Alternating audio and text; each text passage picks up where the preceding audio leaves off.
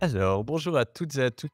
Bienvenue dans ce nouvel épisode de mon podcast, Mon Psy part en live. Aujourd'hui, un nouvel interview que j'attendais depuis un moment parce qu'on accueille Claudia Baillargeon. Claudia, c'est quelqu'un que j'ai rencontré quand j'étais en 2018 au Canada. Et finalement, on s'était rencontré qu'une fois là-bas et on a gardé une bonne relation à distance où on échange souvent. C'est une experte en nutrition, en préparation physique, et puis elle élargit, heu, et semaine après semaine, ses champs de compétences. Donc aujourd'hui, on va faire, une interview qui va tourner autour de la nutrition, la santé mentale et puis probablement plein d'autres choses. Donc, Claudia, bienvenue, sur, ce podcast et puis, oui, pour les auditeurs, il y aura des petits bruits de klaxon, parce que Claudia est en Colombie et donc, s si ça vous énerve, voilà, projetez-vous dans la Colombie avec, toutes ces couleurs et vous allez voyager avec Claudia comme ça. Donc Claudia, bienvenue et puis je vais peut-être te laisser te présenter, mieux que ce que je l'ai fait. Oui, ben, premièrement, merci Julien de m'accueillir sur ton podcast. Effectivement, à 2018, hein, ça fait déjà presque 5 ans qu'on se connaît et toujours reconnaissante des échanges qu'on a, que ce soit sur nos propres vies entrepreneuriales, sur nos santé physique et mentale, mais aussi des choses qu'on a faites en collaboration pour nos réseaux. Donc, justement, des conférences ensemble virtuelles, une conférence qu'on a faite en Suisse aussi à l'automne dernier que j'avais été, vraiment reconnaissante de pouvoir faire avec toi. Donc, aujourd'hui aussi, je suis super contente qu'on s'assoie encore puis qu'on jase de toute santé, nutrition et cetera. Effectivement, je suis en Colombie en ce moment. Il y a littéralement l'océan à ma vue, mais sur une rue assez passante. Donc, ça fait partie de la réalité de l'Amérique latine. Et pourquoi je dis ça? Parce que j'ai une vie assez nomade. Je pense que ça fait partie de la façon que je me décris aussi. Entrepreneur nomade, j'adore voyager. Moi, je pense que ça s'entend, hein, je viens de Montréal, au Québec. Donc, je fais probablement beaucoup d'anglicisme et j'ai mon accent qui est différent de celui de Julien. Donc, si jamais il y a quoi que ce soit, oui, Julien, tu peux faire la traduction, québécois, suisse. Exactement.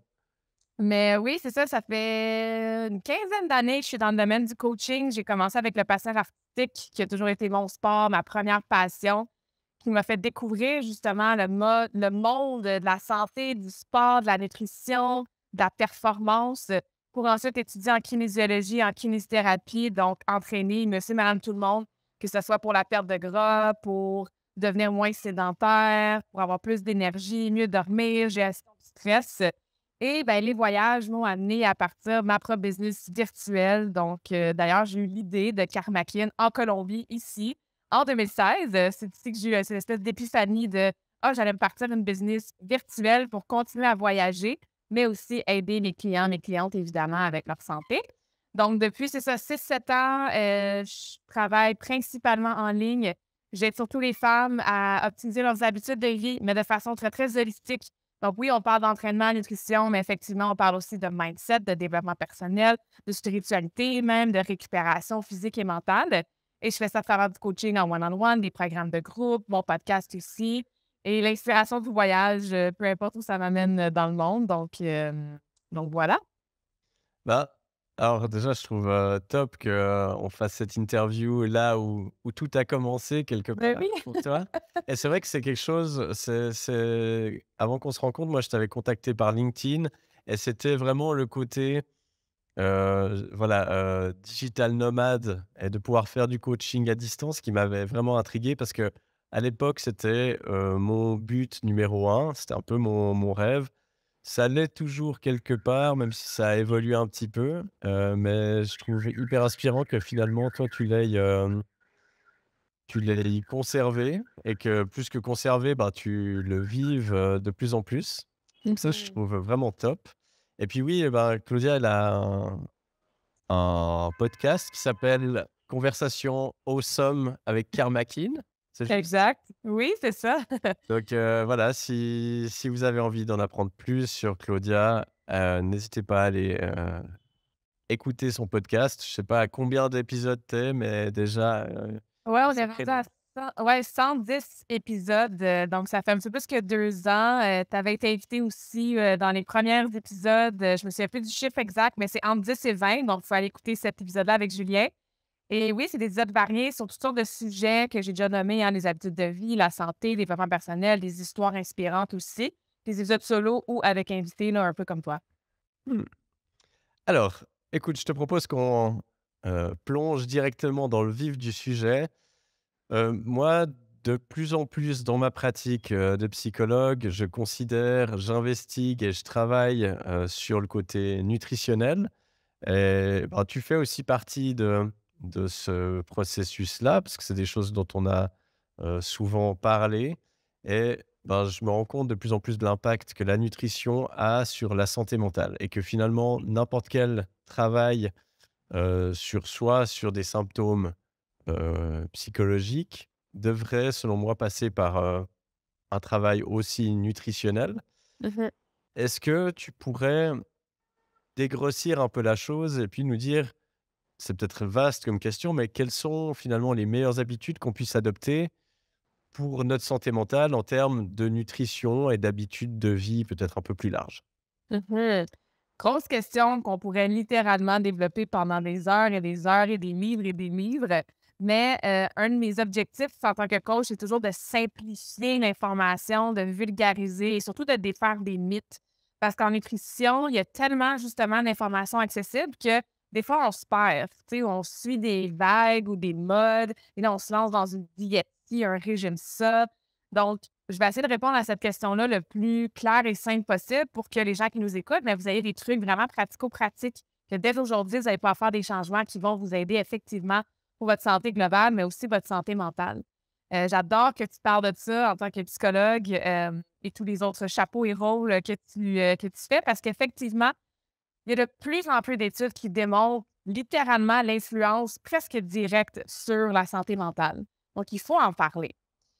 La première chose que j'ai envie de dire pour répondre à ta question, Julien, c'est vraiment qu'est-ce qui saute au visage? Dans le sens que si tu prends 2, 3, 4 jours là, pour écrire ton journal alimentaire, donc qu'est-ce que tu manges dans une journée typique? Et une journée de fin de semaine, hein, parce qu'on va se l'avouer, des fois, la fin de semaine, c'est un peu différent. Et écrive littéralement tout ce que tu bois, tout ce que tu manges.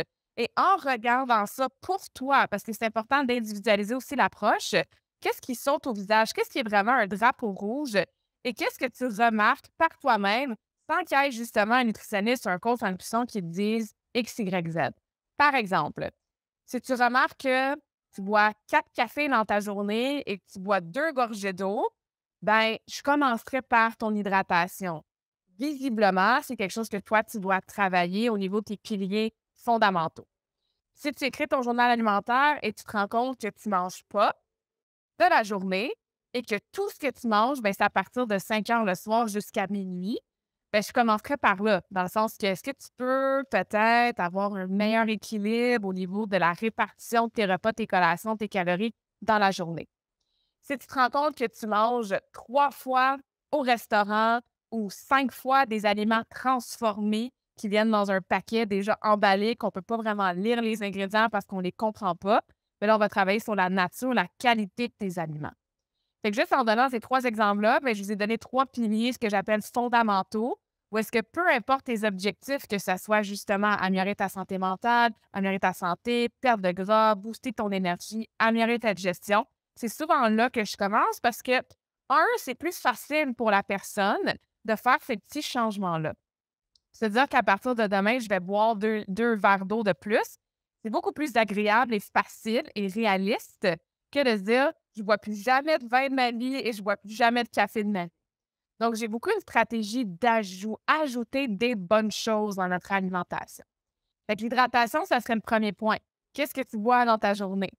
Est-ce que tu bois assez d'eau? Est-ce que l'eau que tu bois, est-ce que tu l'absorbes aussi ou tu es un peu comme une plante pas de sol qu'on arrose avec de l'eau, mais finalement, ça passe tout droit? C'est dans le sens d'aller, par exemple, à la salle de bain à chaque heure ou à chaque 30 minutes. Donc, boire assez d'eau, boire de la bonne qualité d'eau, s'assurer qu'on absorbe l'eau et regarder quoi d'autre qu'on boit dans la journée. C'est sûr que le café, si on est en mode caféine du matin au soir, qu'on rajoute du sucre, qu'on rajoute du lait, qu'on rajoute toutes sortes de choses dedans, ben, le sucre qui est dedans, la caféine évidemment qui est dedans, c'est sûr que ça a un effet physiologique qui ne sera pas très, très optimal à peut-être réduire notre taux de cortisol, à être plus dans le moment présent, à être plus calme, à être moins anxieux, anxieuse, et cetera. Et en plus, on peut parler d'effets que ça a sur le sommeil. Tu bois de la caféine plus tard dans ta journée, il y a des fortes chances que ça affecte ton sommeil. Fait qu'hydratation, ça serait un premier bloc à regarder. Ensuite, je parlais, tu sais, si tu manges toutes tes calories soir. Je veux pas t'en rentrer dans le jeûne intermittent ou dans si tu veux de manger 6 fois par jour ou 2 fois par jour. La réponse est toujours ça dépend. Mais moi, ce que j'aime dire, c'est qu'une règle de 12-12, donc pendant une fenêtre de 12 heures, je mange mes repas, mes collations si je mange des collations. Et pendant une fenêtre de 12 heures, ben là, je suis en mode digestion, surtout en mode sommeil, récupération. Je pense que c'est une première bonne règle de base. Parce que si ton corps est toujours en train de digérer et que si à chaque fois que tu manges, ben ton taux de sucre sanguin, par exemple, augmente, si en plus la qualité de ce que tu manges 24 heures sur 24 n'est pas optimale, ben, tu peux créer de l'inflammation, tu peux créer des fluctuations dans ton taux d'insuline et tout ça, ça a un effet sur ta santé, incluant ta gestion, ta santé mentale. Fait que, tu sais, si tu prends ton souper, mettons, vers 7 heures le soir, ben ton déjeuner le lendemain matin, peut-être pas avant 7 heures. Tu sais, donne-toi un 12 heures qui va aussi aider ton sommeil, qui va éliminer les collations de fin de soirée qui souvent, on va se le dire, hein, on n'a pas vraiment faim là, en fin de soirée. On va grignoter des choses souvent plus sucrées, plus salées, qui, encore une fois, va créer peut-être de l'inflammation dans le corps, inflammation reliée à toutes sortes de problématiques, incluant des problématiques en lien avec notre santé mentale. Puis la troisième chose que j'ai mentionnée rapidement là, comme exemple, c'est évidemment hein, la qualité de ce que tu manges. Donc, le plus près de la nature qu'on peut manger, le mieux que ça va être pour le corps. Le mieux le corps va reconnaître l'aliment. Le plus de chances que tu as aussi d'avoir moins de carences alimentaires. Ça aussi, on peut en parler, mais si ton corps manque de vitamines, manque de minéraux quelconques, c'est sûr que ça a un effet pardon, sur ton microbiote, sur les bactéries que tu as dans ton gut, qu'on appelle dans tes intestins, dans ton système digestif. Et parce qu'on a un nerf qui est très connu, hein, le nerf vagal, le vagus nerve en anglais, qui est lié directement au cerveau, ben, il se nourrit de ce microbiote-là. Donc, c'est important d'avoir une belle variété d'aliments et c'est important d'aller chercher des aliments qui nous nourrissent, qui nous alimentent, qui nous fournissent les vitamines et les minéraux qu'on a besoin. Et la meilleure façon d'avoir ça, c'est d'avoir des aliments, comme je disais, qui sont le plus naturels possible, qui viennent de la nature, qui ont une liste d'ingrédients qui est courte. Tu sais, des Kit Kat ou des burgers, ça pousse pas vraiment dans les arbres. Tandis qu'une pomme, quand je regarde la liste d'ingrédients de la pomme, ben, c'est pomme, c'est tout. On arrive à la reconnaître. Donc, le corps le reconnaît, l'absorbe. En plus, comme je disais, des fibres, de l'eau, de certains polyphénols, d'antioxydants qu'on peut aller chercher, qui viennent nourrir ce deuxième cerveau qu'on appelle, là, qui est directement lié à notre santé mentale. Est-ce qu'on termine le podcast, là déjà? Parce que là, moi j'ai ma to-do list pendant que tu parles qui se met en place. Bah, bon là, on a déjà des pistes, top. Mmh. Ce que j'aime bien dans cette approche, c'est que, bah, pour l'avoir expérimenté, notamment à travers toi, avec un autre, nutritionniste aussi et par moi-même petit à petit, hem, ce qui, pour moi, était un peu le piège, dans un changement de nutrition, c'est cet excès d'informations où tout d'un coup on se dit: «Ah purée, il faut que je change, mon hydratation, ce que je mange, le temps dans lequel je le mange», puis de vouloir faire parfait et c'est ça qui va, finalement nous dire: «Bah, en fait, il y a trop, je me fais dépasser par cette vague d'informations et donc je fais rien». Donc Mmh. je trouve très important finalement de relever cette façon de voir les choses et de se dire: «Mais en fait, c'est quoi les plus petits pas que je peux faire pour déjà améliorer un petit peu?» Et moi, j'ai l'impression que, quand je vois en consultation les gens, quand je leur parle de ces piliers-là, me regardent un petit peu, du genre: «Ouais, bon OK, ça je le sais» et puis ils s'attendent à ce que je leur donne des trucs, hyper évolués mais en fait, c'est juste la base essentielle et ben, un corps, c'est quoi? Je crois que c'est 70 d'eau à peu près, Mmh. le corps humain. Ben, Ouais. si on est déshydraté, c'est sûr qu'on va aller en sous-régime. Le sommeil, on va être en sous-régime aussi si on n'a pas suffisamment de sommeil. Hem, l'alimentation, des fois, moi, je suis effaré de voir à quel point certaines personnes que je rencontre, en fait, limite, ils mangeraient du carton à longueur de journée, ça ils auraient autant de nutriments parce que c'est que justement des aliments très transformés, des conservateurs, du sucre, du gras, mais qui n'ont aucun intérêt. Mmh. Donc c'est vrai que n'importe quelle petite amélioration va, finalement amener quelque chose. Puis après de construire vraiment brique par brique C'est ça. et de se rendre compte aussi que des fois on a l'impression que finalement ça va avec notre alimentation, c'est juste qu'on s'est habitué à cette normalité. Puis que tout d'un coup on change quelque chose, puis on dit: «Ah ouais en fait, c'est ça d'être en forme». Mmh.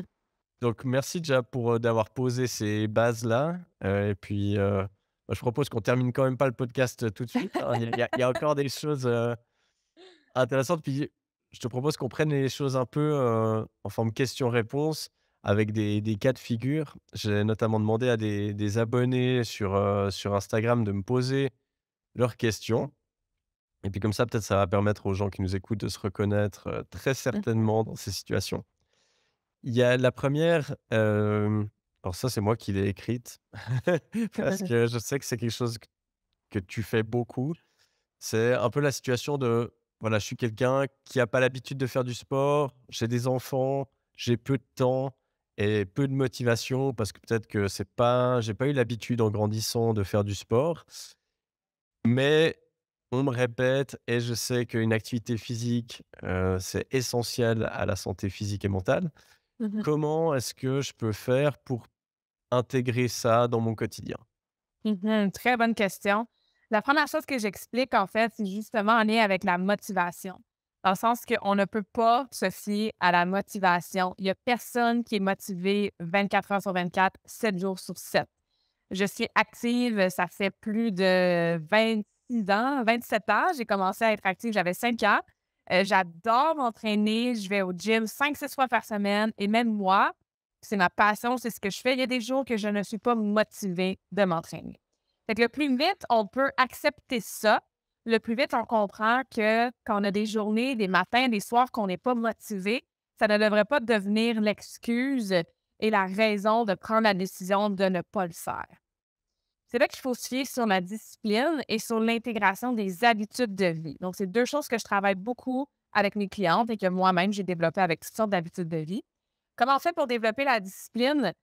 Il faut arriver à prendre des décisions rapidement avant de se fier à comment on se sent. Donc, une petite équation que j'ai bien expliquée. À gauche, on a comme le feeling, hein, le sentiment, notre ressenti, ce qui nous amène à prendre une décision en tant qu'humain, ce qui nous amène à être dans l'action ou parfois l'inaction. Et tu le comprends aussi, puis je sais que pour tes patients, tes clientes, c'est la même chose. Souvent, en tant qu'humain, on va se fier à comment on se sent. Ah, je suis pas vraiment motivée, ça ne me tente pas ce matin, je suis fatiguée, je suis occupée, blablabla. Donc, la décision qu'on va prendre, ça va être dans ton exemple de ne pas faire notre entraînement, de ne pas aller à la salle, de ne pas descendre dans son sous-sol, faire notre petit workout maison, bref. L'action va être: «Je ne fais pas mon entraînement». Mais moi, j'invite les gens pour travailler leur discipline à changer l'équation de côté. Donc, commencer avec la prise de décision. Et ça, c'est un muscle qui se développe. Et la règle du 5 secondes, là, de se dire littéralement 5, 4, 3, 2, 1, go, sans avoir le temps de réfléchir ou de négocier avec soi-même. Ce que ça fait, c'est qu'on prend la décision, je m'en vais dans mon sous-sol, je m'en vais à la salle, je mets mes souliers pour sortir dehors faire ma course. Mais la décision nous amène dans une action et là, le feeling, le ressenti est rendu à la fin de l'équation. Comment qu'on se sent quand on finit un entraînement? On est peut-être un peu fatigué, mais je veux dire, on se sent accompli, on se sent satisfaite, on se sent fier de nous, on est peut-être plus énergisé. Fait qu'on part d'un feeling qui est pas motivé, paresseux, bof, ça me tente pas, à un feeling qui est super positif. Et plus on arrive à se pratiquer, à muscler ce muscle-là de discipline, bien, plus on ressent cette fierté-là, cette confiance-là, cette satisfaction-là. Et ça devient le moteur de notre motivation interne. Donc Mmh. ça, c'est quelque chose que je donne comme exemple puis qui est super pratique, évidemment. Et après, au niveau de la création de l'habitude de vie, c'est là qu'on peut rentrer dans différentes stratégies. Par exemple, stratégie de rappel. La vie va vite, on a 1 million de choses à faire. Des fois, on s'en souvient juste plus qu'on était supposé s'entraîner cette semaine. On arrive au dimanche, puis on se dit: «Ah oui, c'est vrai, je m'étais dit que j'allais aller marcher 3 fois cette semaine» ou «Je m'étais dit que j'allais aller au studio de yoga pour faire 2 cours de yoga, mais la vie a tellement été vite, j'ai été occupée, j'ai des distractions». Fait que mettez-vous des rappels dans votre téléphone, des petits post-it, des notifications. Stratégie de planification. Qu'est-ce que tu peux planifier autour de ton entraînement, autour de ton activité physique pour éviter l'apparition d'excuses?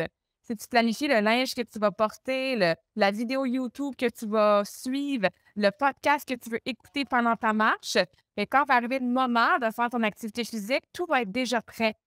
Donc, tu n'auras pas le choix de dire: «Ah, je trouve pas mes souliers, je trouve pas mon tapis de yoga, je cherche qu'est-ce que je veux faire, mais j'ai pas le temps parce que là, j'ai perdu 10 minutes à chercher et finalement, mais je m'entraînerai pas». Donc, il faut s'assurer, comme je disais, de tout planifier autour. Une autre stratégie qui fonctionne bien, c'est d'associer 2 habitudes ensemble. Évidemment, une habitude que tu fais déjà et que tu veux conserver. Ça peut être littéralement en même temps. Exemple, j'ai des clientes qui ont toujours mal un peu au cou, aux épaules parce qu'ils travaillent au bureau. Quand ils attendent leur café le matin, au lieu de scroller sur Facebook ou vérifier les courriels, ben pourquoi pas associer l'habitude que tu fais déjà, qui est d'attendre ton café, pour faire tes étirements pendant 2 3 minutes. Donc, associer 2 choses ensemble, on a moins de chance, entre guillemets, c'est pas vraiment la chance, mais moins d'opportunités d'oublier l'habitude et ça s'intègre mieux dans un quotidien. Et tu parlais, hein, des gens qui manquent de temps. Bon, c'est sûr qu'on pourrait avoir une grosse conversation sur comment on utilise notre temps et combien de temps on passe sur nos courriels, nos réseaux sociaux, mais ça, on en parlera peut-être plus tard s'il faut.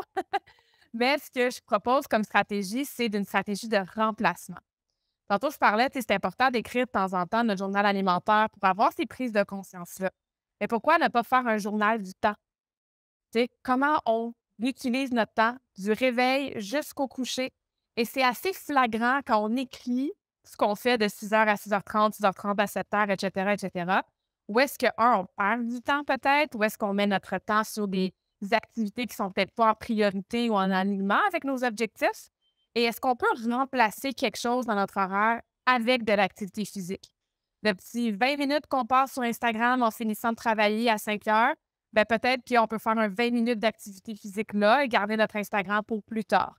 Fait que retrouver du temps dans notre journée, ben ça nous aide, en fait, remplacer des habitudes, ça nous aide à retrouver du temps dans notre journée pour, par exemple, dans ce cas-ci, l'activité physique.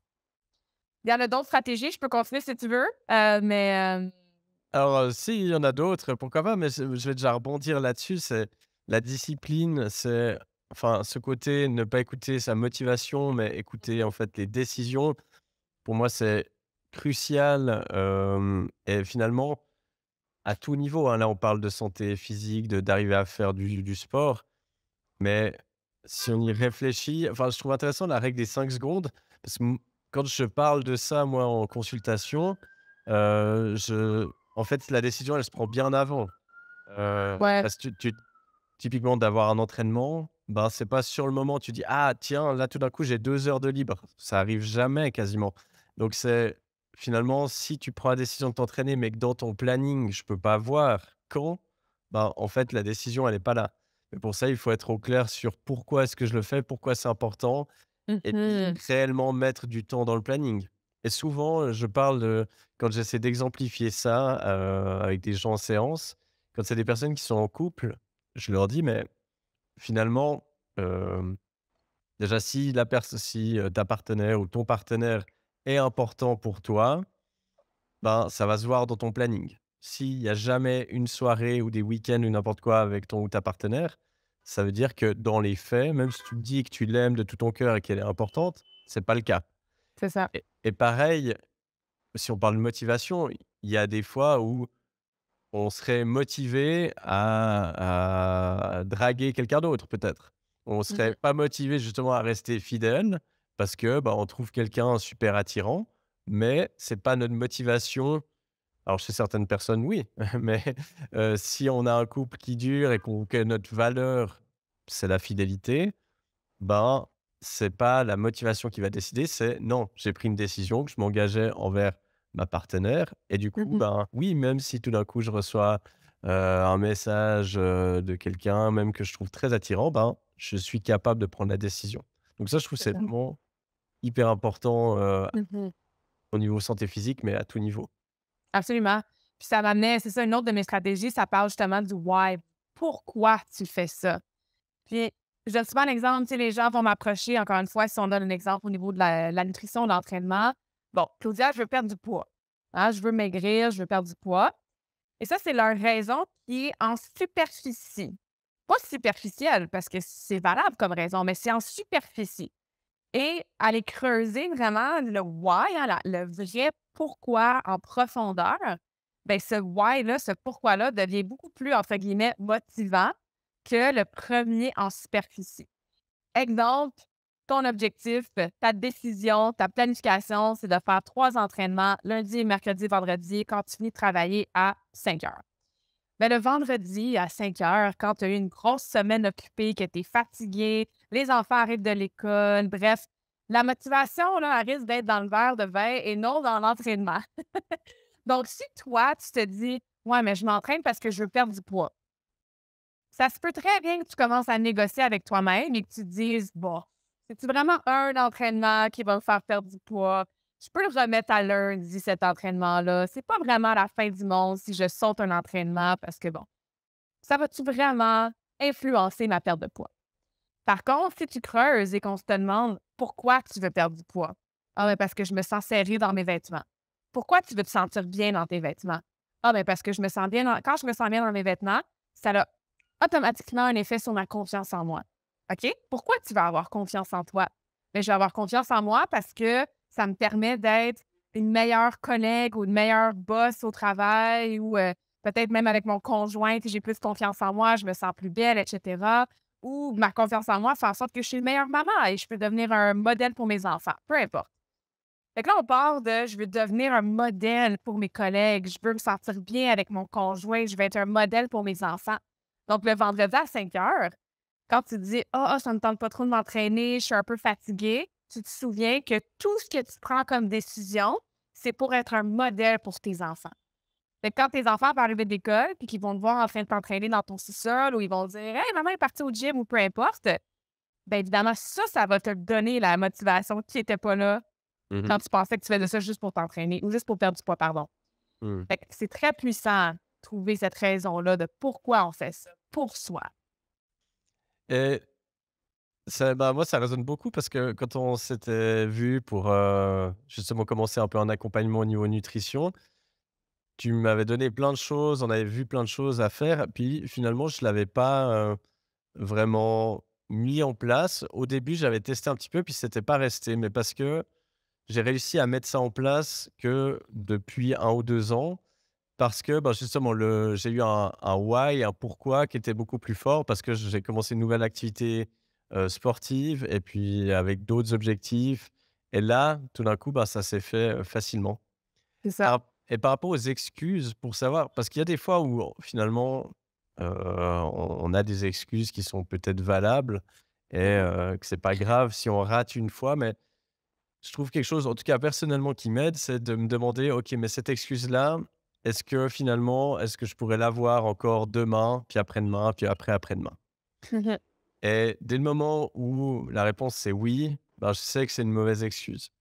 Alors que peut-être que, peut de rater un entraînement parce que j'ai une douleur, je me suis, déchiré un peu la cuisse, ben, ça non, la semaine prochaine, je peux pas la ravoir parce que, elle se sera soignée.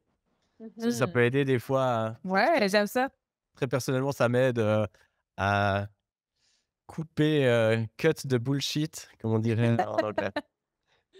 Ouais, non, j'adore ça parce que c'est vrai, tu sais, c'est les excuses, en fait, qui nous empêchent d'être dans l'action très souvent et en tant qu'humain, là, on est très bon à négocier avec nous-mêmes, et notre ego va faire en sorte qu'on va vouloir rester dans le confort. Donc surtout quand on entame une nouvelle démarche, que ça soit en santé mentale ou un nouveau plan alimentaire ou un nouveau plan d'exercice, c'est inconnu pour le subconscient, pour l'ego, donc ça devient un peu dangereux, Mmh. entre guillemets, pour notre propre perception. Fait qu'on est rapidement en train de se convaincre de ne pas faire ça parce qu'on est plus sécuritaire si on s'entraîne pas, qu'on garde nos bonnes habitudes de nos bonnes, ça dépend là, nos bonnes vieilles habitudes de nutrition ou qu'on travaille pas sur nous-mêmes, de différentes façons. Donc j'aime ça, je vais l'utiliser, je vais expliquer ça à mes clientes aussi de cette façon-là. Merci. Avec plaisir. Bah, moi, c'est là où, Alors ça, c'est quelque chose avec lequel j'ai beaucoup de débats avec des amis et des collègues, psychologues notamment, où moi, ma vision, c'est que je dois un peu montrer l'exemple aussi et que Mmh. dans ce que je prône en séance, pour moi, c'est important que je le vive. Tout le monde n'est pas d'accord avec ça et je peux aussi comprendre pourquoi. Mais, je trouve que ça aide beaucoup, ça peut permettre de comprendre un peu le processus, de partager aussi justement des fois des astuces, de voir Mmh. qu'est-ce qui est compliqué ou pas. Je vais rebondir sur ce que tu as dit par rapport à, bah, voilà, à l'alimentation, et à la perte de poids. Parce qu'il y a une de mes questions, c'était, enfin voilà, il y a beaucoup de gens, généralement des femmes, mais pas que, et qui ont, voilà, une relation difficile avec la nourriture et Mmh. leur corps. Ouais. Hem, Où justement le pourquoi, en fait, il perd un peu du sens parce que ça devient perdre du poids pour perdre du poids. Hem, Comment ou par quel chemin est-ce qu'on peut déjà commencer à retrouver une relation plus apaisée avec la nourriture? Oui, ça, c'est, une grosse, grosse, grosse partie de mon coaching parce que moi, personnellement, étant athlète de haut niveau en patinage artistique, j'ai passé à travers des troubles alimentaires dans ma début vingtaine. Ça a été quelques années de thérapie, de guérison, de comprendre ça venait de où, de réaliser que c'était vraiment, la conséquence de autre chose. Tu sais, moi, j'étudiais dans le domaine et j'avais cette problématique-là, donc c'était vraiment un trouble de santé mentale et non un trouble de je manque de connaissances en nutrition, tu sais? Donc, de reconnaître ça, que c'est intimement lié à des choses qui se passent entre nos 2 oreilles et non parce qu'on ne sait pas qu'est-ce qu'on devrait manger, tu sais? Mmh. Ça devient un même mécanisme que l'alcool, la drogue, le porno, le shopping, ou peu importe, tu sais? Où est-ce qu'on commence? C'est sûr que plus on travaille ensemble le quoi de la nutrition et la relation avec la nutrition, plus on se donne d'opportunités d'avoir du succès. Ce que je veux dire par là, c'est que physiologiquement, tu as plus de chances, encore pas c'est pas vraiment de la chance, mais tu as plus de chances d'avoir des cravings de sucre, de vouloir te défoncer dans la nourriture, de manger beaucoup, beaucoup de calories. Si tu as des carences alimentaires, si tu manques de protéines, si tu es pas bien hydraté, si tu manges pas de façon régulière, et cetera, et cetera. Donc, moi, ce que je fais, c'est que je m'assure premièrement que le côté quoi de la nutrition, des piliers qu'on a déjà parlé, hein, l'hydratation, les macronutriments, les carences alimentaires, et cetera, de rajouter des choses qui nous nourrissent, bien, au moins le côté physiologique, il y a moins de chances d'affecter, désolée, c'est un klaxon assez intense, il y a moins de chances d'affecter les cravings, les rages de sucre, les rages de sel, etc. Plus tu as de l'énergie aussi, que tu es moins fatigué, que ta digestion va bien. Par exemple, tes surrénales, hein, qui sont 2 glandes en haut des reins, ben eux, quand tu as le taux de cortisol, le taux de stress dans le tapis tout le temps, que tu es super stressé, ben ça se peut que tu aies des cravings, tu aies envie de manger du sel parce que ces glands-là, ils ont besoin d'aide. Si tu as des carences en magnésium, en zinc, ça se peut que tu aies des cravings de sucre et que tu as envie de manger du chocolat au complet. Fait que tous ces petits exemples-là pour vous montrer l'importance d'aussi travailler le quoi de la nutrition quand on veut travailler la relation avec la nutrition. Après, souvent, là, ça vient d'une espèce de pattern ou de programmation de vouloir être trop dans des extrêmes. C'était certainement mon cas à moi. Donc, ce qui arrive, c'est qu'on se limite, on est dans une diète restrictive, on se dit qu'on n'a pas le droit de X ou qu'on triche sur notre diète. On utilise des mots à connotation très, très négative qui font en sorte que quand on est juste un petit peu à côté de ce plan-là idéal qu'on s'est fixé, ben là, le gavage commence ou la restriction encore plus intense commence, ou il y en a malheureusement qui sont dans l'anorexie, la boulimie, tu sais, un petit peu plus grasse comme trouble alimentaire. Et c'est ce genre de répercussions-là, de conséquences de cette restriction-là qui fait Mmh. en sorte que notre relation devient très, très malsaine avec la nutrition. Donc, c'est de reconnaître c'est quoi tes patterns à toi. Moi, dans mon cas, je passais d'un extrême à l'autre. Donc, je ne sais pas si vous connaissez le terme orthorexie.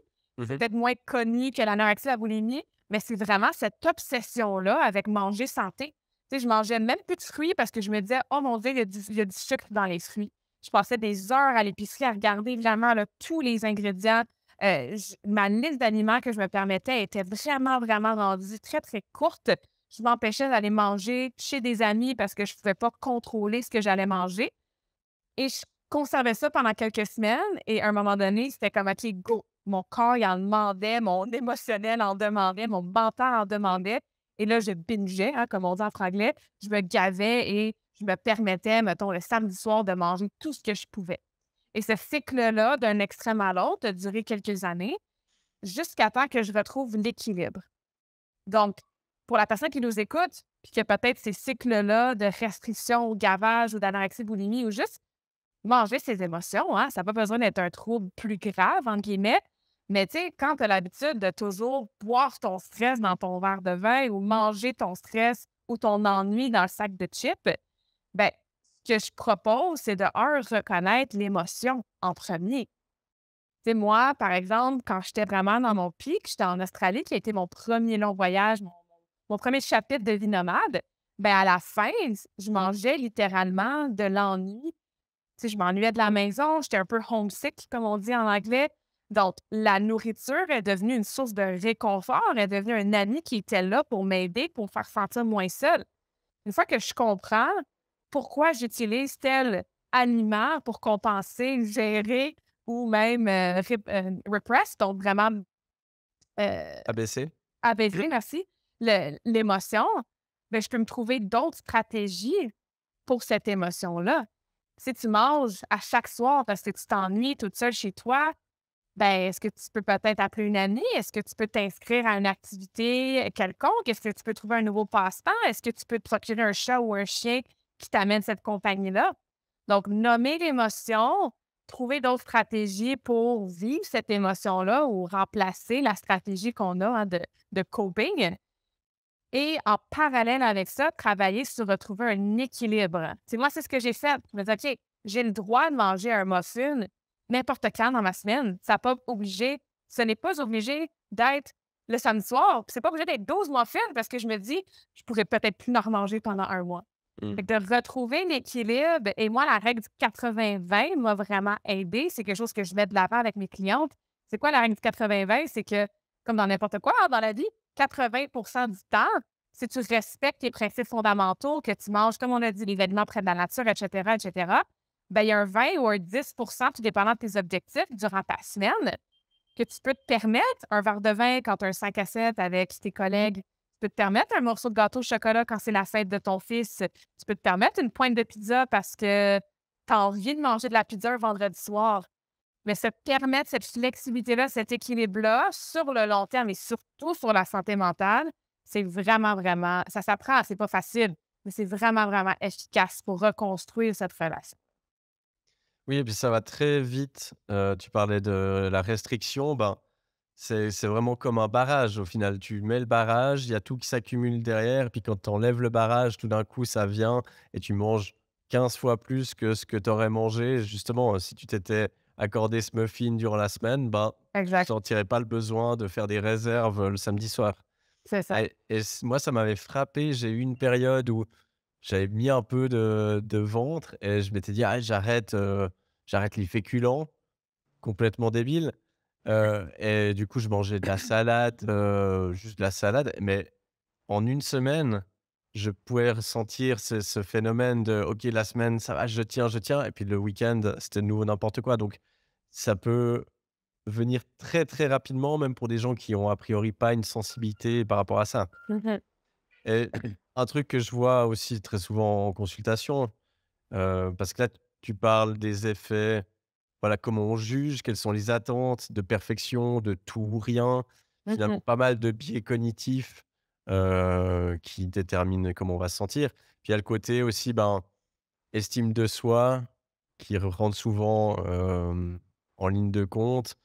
Si on tout d'un coup, la condition à notre valeur, ben, c'est notre corps, notre apparence ou ça peut être une identité, hein. Tout d'un coup, bah, je suis vegan et puis les gens, me suivent sur Instagram parce que je suis vegan et Mmh. donc en fait, c'est ça ma valeur, ça devient cette condition-là et donc manger, même si tout d'un coup, j'aurais envie de manger, un bout de poulet, ben, ça devient, un monstre big deal. C'est parce que, voilà, il y a d'autres choses qui sont liées à l'alimentation qui, à la base, finalement, est juste, ben, un moyen de faire fonctionner notre corps.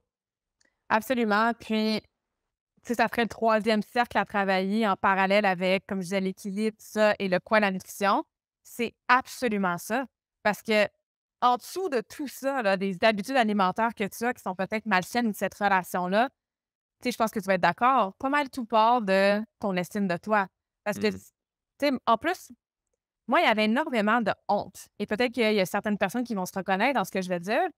Surtout étant dans le domaine, je suis au gym toute la journée, j'aide les gens à s'entraîner, à mieux manger et après ça, parce que j'ai un inconfort, que je me sens pas bien dans ma peau, que j'ai une mauvaise estime de moi, que j'accepte pas que, par exemple, j'ai pris un petit peu de gras après ma carrière de patinage artistique, mais je m'en vais à l'épicerie, il faut que personne me voie acheter du chocolat, je cache ça dans mon sac. Il y avait énormément de honte d'avoir ces comportements-là étant une professionnelle de la santé, tu sais? Mmh. Fait que d'aller travailler là, ouais, mais pourquoi sans que tu as besoin de te cacher? Parce que toi aussi, tu as envie de manger un muffin. Je prends l'exemple du muffin parce que moi, c'est quelque chose que j'aime, mais bref, que ce soit l'alcool ou des chips ou du popcorn ou de la crème glacée, tu sais?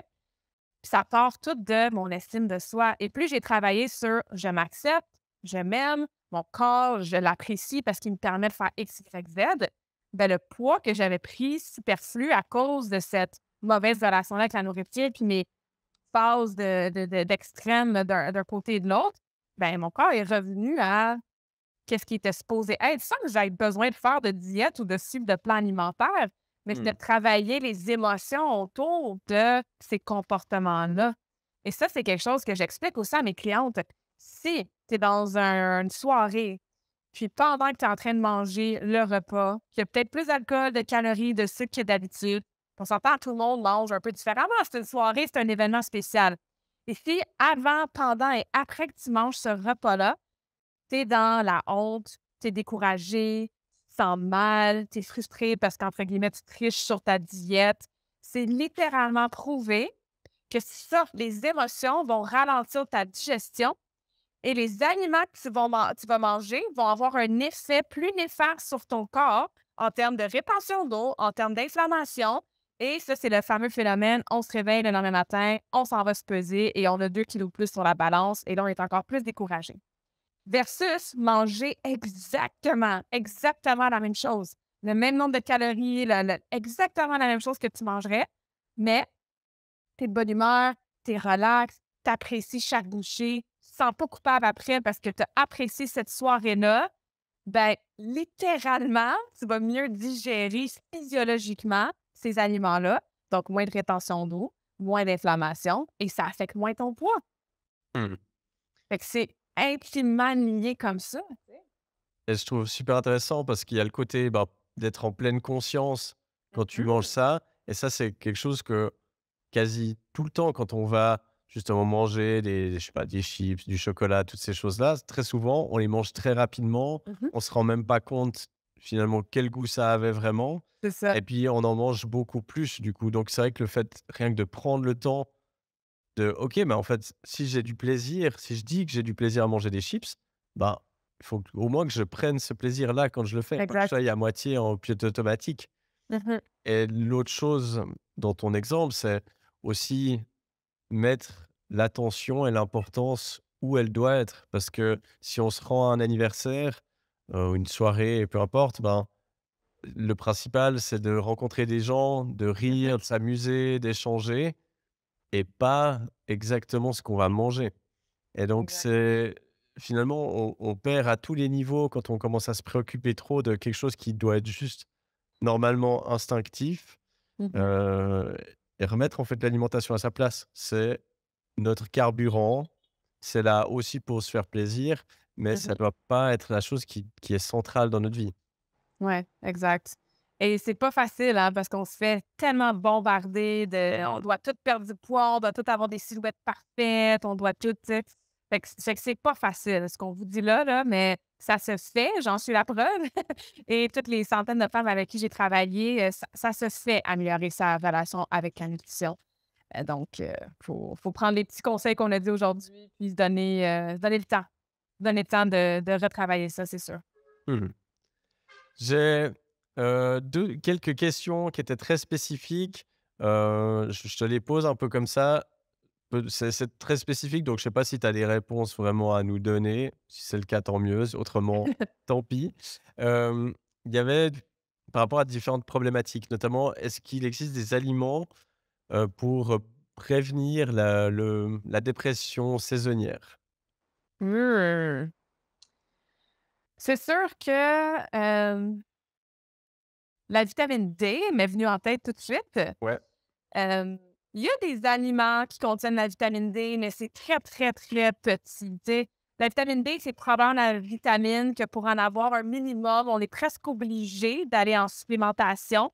OK. Donc c'est un supplément que je recommande. Tu sais, moi, je prends la vitamine D même l'été, même quand il y a du soleil, puis je suis dehors. C'est très rare qu'on prend trop de vitamine D. Les recommandations sont très basses aussi, donc on peut facilement dépasser, surtout si, c'est l'hiver et qu'il y a cette déprime-là saisonnière. Donc ça serait, ce que j'aurais envie de dire. Aussi, Mmh. tu sais, sans que ça soit un aliment, spécifique, mais je pense que de varier un petit peu notre alimentation avec les saisons, ça peut aider. C'est quand le froid s'installe, que les journées plus grises s'installent, que bon, le soleil va se coucher un petit peu plus tôt, mais c'est peut-être pas le temps là, de boire des smoothies super froids ou de manger de la salade, tu sais, très, très fraîche avec plein de crudités. Peut-être qu'on veut se tourner vers des potages, des soupes, tu sais, de l'avoine réconfortante, des épices comme de la cannelle, ce genre de choses-là plus réconfortantes. Ça aussi, tu sais, dans la philosophie même, chamanique, tu sais, de Mmh. suivre les phases des saisons, ce Mmh. ce rythme-là qu'on a circadien, ça peut aider. Donc ça serait mes 2 petits conseils. Oui, puis en suivant ça, ben, on s'assure d'avoir une alimentation variée parce que du coup, on C'est est ça. obligé d'aller consommer, des légumes de saison, Mmh. des fruits de saison et ça va Exact. varier plutôt que ce qu'on ait la semaine standard toute l'année qui va très souvent, limiter, Mmh. comme je mangeais quand j'étais étudiant où c'était courgettes, tomates, et puis, des produits surgelés à longueur d'année. C'est ça. Et par rapport à la dépression saisonnière, c'est vrai qu'il y a, bah, vitamine D et luminothérapie. C'est Ouais, vraiment ce aussi. qu'il y a de plus, recommandé, également aussi pour toute dépression. Donc, c'est vrai que si il y a des gens qui nous écoutent, qui voient qu'il y a une réelle baisse d'humeur entre novembre et mars, bah, ça vaut vraiment la peine d'aller investiguer ça. Mmh. Il Absolument. il y a une question par rapport aux troubles du déficit de l'attention avec ou sans hyperactivité, donc le Mmh. fameux TDAH. Mmh. Hem, qui est quelque chose qui est extrêmement diagnostiqué en ce moment et moi, ma grande critique par rapport à ça, c'est que c'est rare qu'on aille investiguer finalement les habitudes de vie derrière ça, puis qu'on se pose pas la question que peut-être derrière un déficit de l'attention, peut-être que le fait de passer, 5 heures sur les réseaux sociaux dès qu'on a une seconde de libre, Ouais. de manger des tonnes de sucre, de pas s'hydrater, de pas faire de pause et cetera. Mmh. Peut-être, ça pourrait avoir un impact, mais Ouais. est-ce que au niveau nutrition, il y a des choses qui aident à ce niveau-là? Mmh. Hem, les aliments qui ont du colorant, je cherchais le mot en français là, du colorant, comme dye en anglais. Des fois, là, on s'achète je vais prendre un exemple du muffin, un muffin au bleuet, puis on se rend compte qu'il y a pas de bleuet, en fait, dans les ingrédients parce que c'est un muffin qui a été transformé, qui a été littéralement fabriqué par plein d'ingrédients, souvent, bon, chimiques et souvent, il y a littéralement du colorant pour aller chercher l'aspect bleu, en fait, qui est même pas du bleuet. Je pense à certaines céréales qui ont des couleurs vraiment fluo, hein, donc vert fluo, rose fluo, orange fluo. C'est très attrayant pour les enfants qui veulent manger des Fruit Loops super, fluo. Ben, il y a du colorant là-dedans, donc il y a des études qui démontrent que le colorant pour l'hyperactivité, TDAH, ça serait vraiment à éviter au complet le plus possible. OK. Après il y a peut-être que tu connais Julien Mark Hyman? Non. Qui est, je l'étudie beaucoup. Il y a un podcast qui s'appelle, The Pharmacy, mais avec un F pour food, hein, la nourriture qui devient notre pharmacie, en fait. Il a écrit plusieurs livres et lui, il a fait beaucoup de recherches puis d'études, puis il parle beaucoup de l'inflammation et évidemment, l'inflammation, un peu comme le stress, ça nous en prend un petit peu de stress, ça nous en prend un peu d'inflammation. Le problème, c'est quand ça devient chronique. Quand on a de l'inflammation chronique, chez les enfants, les ados ou même les adultes, évidemment, ben, il y a comme un lien aussi très, très, très, très, cause à effet sur, déficit d'attention et tout ça. Donc, c'est quoi les aliments qui causent de l'inflammation? On l'a déjà dit, hein, tout ce qui est transformé, qu'il y a des longues listes d'ingrédients qu'on n'arrive pas à prononcer le mot, qu'il y a des trucs artificiels dedans, des trucs chimiques, des aliments aussi qui, par la nature, c'est différent d'Europe, puis je l'ai remarqué quand j'étais là à l'automne versus, par exemple, en Amérique du Nord. Mais tu sais, on pense à tout ce qui est gluten, produits laitiers, maïs, les arachides, bon, évidemment, l'alcool, des aliments qui te fait pas une méga réaction allergique quand tu en manges, mais parce que ces aliments qui ont été arrosés beaucoup par les pesticides, c'est des aliments qui, la façon qu'ils ont été nourris, si on parle, par exemple, des produits laitiers au grain ou, tu sais, bref, ça peut créer de l'inflammation dans ce qu'on parlait tantôt à notre gut, notre microbiome, mais ça, c'est directement lié à créer de l'inflammation au niveau du cerveau aussi, à cause de ce nerf-là. Donc, réduire tout ce qui est transformé, hein, puis réduire le sucre aussi rajouté qui est transformé, mais réduire aussi les aliments qui vous créent de l'inflammation, ça serait vraiment un bon conseil pour aider ça. Mmh. Et petite note, c'est vrai que tu parlais, au début, tu as commencé en disant qu'il y a de plus en plus d'études qui montraient qu'il y avait des liens quasi directs entre l'alimentation et la santé mentale.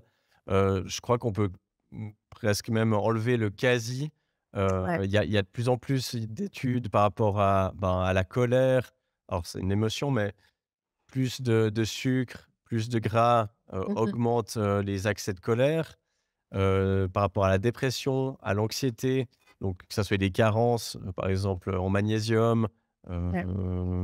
dans d'autres, substances, enfin d'autres, micronutriments aussi, je les connais pas tous, mais il y a des liens vraiment directs. Et il y a Mhm. une de mes questions qui était sur le enfin, qu'on m'a posée, c'est quel rôle joue l'alcool sur notre mental? Bon, je pense à nouveau, on pourrait en parler très longtemps, c'est assez spécifique. Ouais. Au-delà de l'inflammation qui va causer, ben, éventuellement des maladies chroniques, Mhm. du stress, de la dépression, tout ça. Est-ce que l'alcool, il joue encore d'autres rôles, qui peuvent être, négatifs pour nous?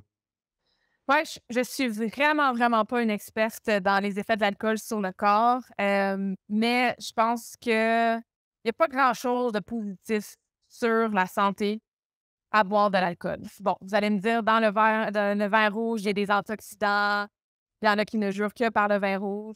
Je comprends. Si on devait les classer en ordre de nombre de bénéfices, probablement que oui, le vin rouge serait en haut de la liste.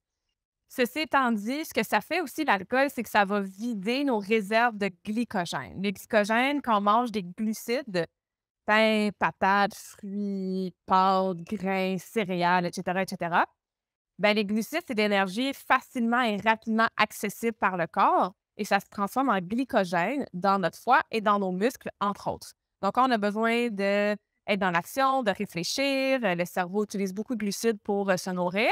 Bien, rapidement, on va aller chercher ces réserves-là de glycogène dans nos muscles et dans notre foie. Fait que quand on boit de l'alcool, ça vient vider plus rapidement ces réserves de glycogène-là. Là, tu vas te dire, ouais, mais c'est quoi le lien avec la santé mentale? Tu as moins d'énergie. Tu sais, le lendemain, quand tu as bu quelques verres, est-ce que ça te tente d'aller faire de l'activité physique? Peut-être pas. Donc, c'est surtout les conséquences que ça peut avoir sur notre mode de vie et sur nos autres habitudes qui, peut-être indirectement, viendraient affecter, entre autres, comment on se sent. Mais juste l'ingrédient de l'alcool, Ouais. parce qu'on a déjà parlé, c'est sûr que c'est peut-être pas la meilleure chose. Et pareil, alors je peux pas donner de détails là-dessus, mais j'ai entendu dire que ça a pas seulement un impact, le lendemain, bah, qu'on peut tous ressentir, même en n'ayant pas bu beaucoup, Mmh, mais c'est finalement sur 3 4 jours. Alors après, il y a c'est ça. les effets à long terme évidemment, mais Ouais. donc finalement, si on boit, même si on a l'impression qu'on boit pas beaucoup, on boit 2 fois dans la semaine, même si c'est quelques 1 2 verres, ça aura un impact et Ouais. c'est on revient à ce côté ne pas se rendre compte de ce que c'est que de vraiment vivre, quand Mmh. on se sent bien. Mmh. Exactement. Tu sais, il y a des processus qui se passent dans le foie aussi, la lipolyse, la lipogénèse qui aident à régulariser aussi, à quel point on va brûler du gras ou qu'on va utiliser tout ça. Quand on boit de l'alcool, ces processus-là sont un peu inversés. Donc, le processus qui est supposé t'aider à brûler du gras puis à brûler des calories est ralenti et vice-versa. Fait que c'est pour ça que c'est comme: «Ah ben, je bois juste un verre de vin ou un verre, de temps en temps durant ma semaine». Bien, souvent, les gens qui coupent complètement l'alcool se rendent compte que même s'ils ne buvaient pas beaucoup, ah, regardons ça, ils perdent du gras beaucoup plus facilement. Fait que pour la perte de gras aussi, ça a cet effet-là, au-delà évidemment des calories qu'on ingère, par exemple, si on prend des boissons qui sont plus, caloriques. Mmh. Mais oui, c'est tellement intéressant ce que tu dis parce que mon but dans la vie, là, ça serait que tout le monde, au moins une fois, une semaine dans leur vie, puisse se sentir comment ils sont supposés se sentir, tu sais, avec de l'énergie, avec de la vitalité et pas accepter ces petits symptômes-là d'être un peu gonflé, se réveiller le matin avec pas trop d'énergie, avoir un petit mal de tête en fin de journée, mesdames, avoir des périodes qui sont douloureuses. On normalise tellement de symptômes parce qu'ils sont communs, parce que tout le monde, ou pas tout le monde, mais il y a une grande partie de la population qui le vivent, qui le ressentent aussi. Fait qu'on se dit, ah, c'est normal d'être un peu fatigué en fin de journée, c'est normal d'être un petit peu, c'est ça, gonflé, d'avoir des petits boutons. Mais quand on se donne l'opportunité là, de vraiment faire un beau ménage, d'avoir des bonnes habitudes de vie de façon constante, puis on fait comme «Ah! C'est ça avoir de l'énergie», tu sais. «Ah! J'ai plus mal Mmh. à la tête» ou «J'arrive à me concentrer». Si tout le monde pouvait se sentir comme ça au moins une semaine, ben on n'en aurait pas besoin de motivation, tu sais, ça serait beaucoup plus facile de les continuer ces bonnes habitudes-là. Alors Claudia, bon déjà merci infiniment, j'ai pas fait la moitié des questions et je trouve vraiment top, comment on est parti aujourd'hui. Mmh. On Merci. arrive gentiment au bout. Je t'avais dit: «Ouais, je pense pas qu'on fera 1 heure». Ben, finalement, on y est. Mais petite question, rien à voir avec le sujet, mais OK. comme tu es venu, visiter la Suisse, bah, en automne dernier et tu y as passé enfin, tu as vraiment fait un sacré tour.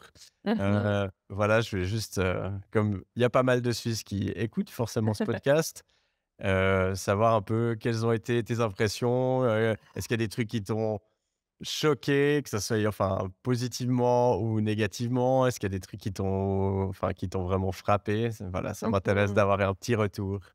Ah oui, merci pour cette question. Ah, la Suisse, j'en rêve encore. En fait, moi, la Suisse était dans mon top 3 de destinations de rêve depuis très longtemps et tant mieux parce qu'en plus, ben, je connaissais toi là-bas, on a fait une conférence. J'ai 2 super bonnes amies aussi qui ont fait du patinage artistique avec moi, mais ça faisait très longtemps que je les avais pas vues, ils sont installées en Suisse. J'ai eu un mois de rêve. J'ai passé un mois là-bas et même quand je rencontre des voyageurs, ils me disent: «Tu as passé un mois en Suisse, comment tu as fait? C'est tellement cher», tu sais? Fait que c'est souvent ça les gens qui ont comme, Mmh. comme perception. J'ai adoré ça. Ce qui m'a, agréablement surprise, c'est littéralement l'organisation, en fait, du pays, dans le sens que tout est à l'heure, tout est propre, la propreté. Écoute, je conduisais sur l'autoroute, je me disais: «Il y a même pas un petit morceau de papier, là, sur l'accotement», tu sais? Donc ça m'a vraiment impressionnée et le fait que peu importe tu où dans le pays et peu importe tu regardes où, tout est beau. Que ce soit les Alpes au loin, que ce soit un beau lac, que ce soit des champs avec des vaches, que ça soit des petites maisons, des gros tu sais, tout est beau. Zurich aussi, la ville, donc ça, j'ai vraiment trouvé ça beau esthétiquement en termes de pays. Très varié aussi. Ce que j'ai aimé, c'est que comme c'est un petit pays, hein, mais il y a la partie francophone, la partie plus allemande, la partie plus italienne, donc tu as comme beaucoup de culture et beaucoup de diversité dans un même petit pays. Et tu peux arriver à vivre à travers ces différentes cultures-là, mais avec les standards de la Suisse qui sont élevés. Donc ça, j'ai adoré découvrir vraiment toutes ces parties-là. J'ai fait effectivement un bon itinéraire, là. Je me suis promenée beaucoup, donc je suis super reconnaissante de ça. Et évidemment, faut que je parle du chocolat. C'est un podcast sur la nutrition aussi quand même. J'ai tellement mangé de chocolat, là. Mais ça a valu la peine et d'ailleurs, parce que la qualité était tellement meilleure, même pour les produits laitiers, moi ici, ben, pas ici en Colombie, ben, en Colombie aussi en fait, mais je veux dire, en Amérique du Nord, quand je suis, au Québec, je mange pas de produits laitiers. Mais j'en ai mangé beaucoup en Suisse, puis j'ai pas eu de réaction inflammatoire, j'ai digéré tellement mieux, donc j'ai aussi apprécié la qualité de, certains groupes d'aliments partout en Europe, mais évidemment en Suisse, que ce soit entre autres avec le chocolat et le fromage, donc ouais, la Suisse, c'était et ça va rester un coup de cœur, pour longtemps. Donc tu confirmes tous les clichés sur la Ouais, tous Suisse. les clichés, je les confirme. Bah, alors je pense je peux aller demander un petit sponsoring pour ce podcast à Suisse Tourisme, heu, pour le relancement de l'économie C'est touristique ça. après l'écoute de ce podcast. Je vois que c'est vraiment, bientôt, l'heure pour toi, d'y aller, donc je vais te libérer, mais déjà merci énormément. C'est toujours un grand plaisir de partager Je vais mettre à la fin de cet épisode, enfin dans les notes, sur YouTube, sur les plateformes de podcast, tous tes liens pour ton podcast, les réseaux sociaux. Enfin, si vous voulez travailler avec Claudia, je rappelle qu'elle fait ça en ligne. Donc, vous Mmh. pouvez travailler depuis n'importe où dans le monde. Donc, n'hésitez pas. Et puis, ben ouais, envoyez vos questions dans les commentaires. Elle pourra y répondre aussi. Désolé pour celles auxquelles j'ai pas pu répondre. Est-ce que tu as un mot de la fin?